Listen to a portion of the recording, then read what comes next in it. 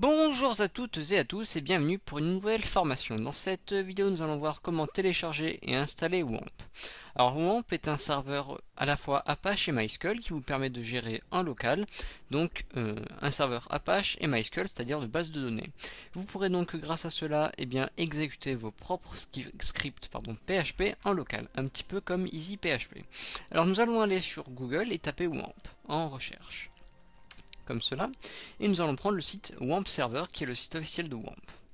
Ici, nous allons aller sur Download pour le télécharger, et vous voyez que vous avez un formulaire, mais vous n'êtes pas obligé de remplir ce formulaire, donc si vous souhaitez avoir des informations venant de WAMP Server, vous pouvez remplir ce formulaire. Sinon, vous cliquez directement sur Téléchargement direct.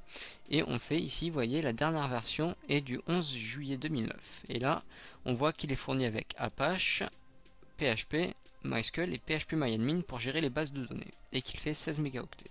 Alors nous allons cliquer sur télécharger.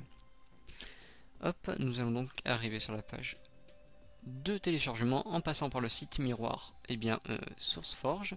Automatiquement se lance le téléchargement. Donc on enregistre le fichier. Alors là c'est assez rapide, donc on va pouvoir fermer notre navigateur et attendre que le fichier s'installe et se télécharge.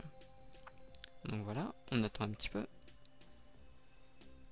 Et voilà, le fichier WAMP Server 2.0 est quasiment fini. Il y a une petite analyse par l'antivirus afin de vérifier que le fichier est légitime, donc ce qui est forcément le cas puisqu'on a été le prendre à partir du site officiel. Donc ça peut être plus ou moins lent, donc là apparemment c'est un petit peu long, mais vous normalement vous ne devriez pas avoir ce petit problème là.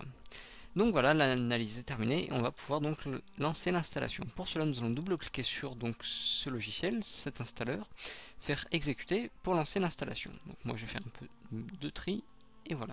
Donc là nous arrivons sur le setup, c'est-à-dire le module d'installation de WAMP. Alors là on a bienvenue en fait dans le setup, on clique sur suivant.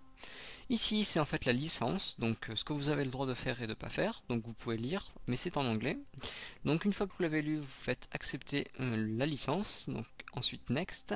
Le dossier d'installation de WAMP, donc c'est de .wamp, moi je vais laisser par défaut, vous pouvez vous après parcourir pour installer dans un autre dossier si vous le souhaitez. Là on voit qu'il faut au moins 101 mégaoctets mégabytes pour installer WAMP. Donc très bien, je les ai personnellement, donc je clique sur Next. Ici, est-ce que je souhaite créer une icône sur le bureau ou une icône de lancement rapide? Donc en bas, là, vous avez ici les lancements rapides. Donc moi, je ne coche ni l'un ni l'autre, mais vous pouvez les créer. Et on fait Next. Et enfin, là, ici, on a le récapitulatif de l'installation. Très bien, installation. Et là, s'installe automatiquement WAMP. Donc on attend un petit peu. Donc c'est plus ou moins long, encore une fois. Cela dépend de votre système. Donc voilà.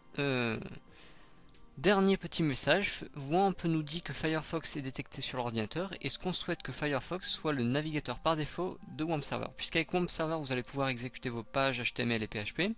Voulez-vous que WAMP Server ouvre automatiquement Firefox pour tester ces pages? Donc moi je vais mettre oui. Très bien. Finalisation de l'installation. Alors ici, ça va comprendre les paramètres mail, en fait, c'est-à-dire le SMTP, c'est-à-dire le serveur de mail et votre email.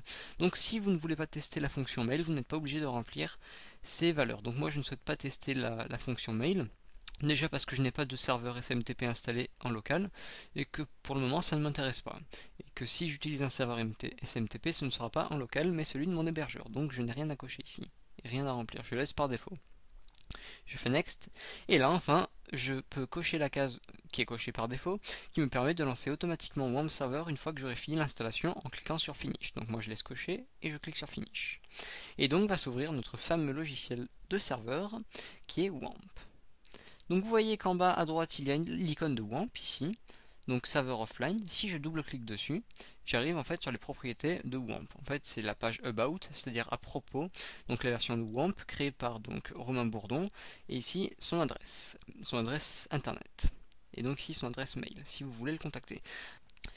Donc dans la prochaine vidéo, nous verrons comment en fait on crée tout simplement comment on initialise tout simplement le serveur WAMP. Donc si vous avez des questions ou des commentaires, surtout n'hésitez pas.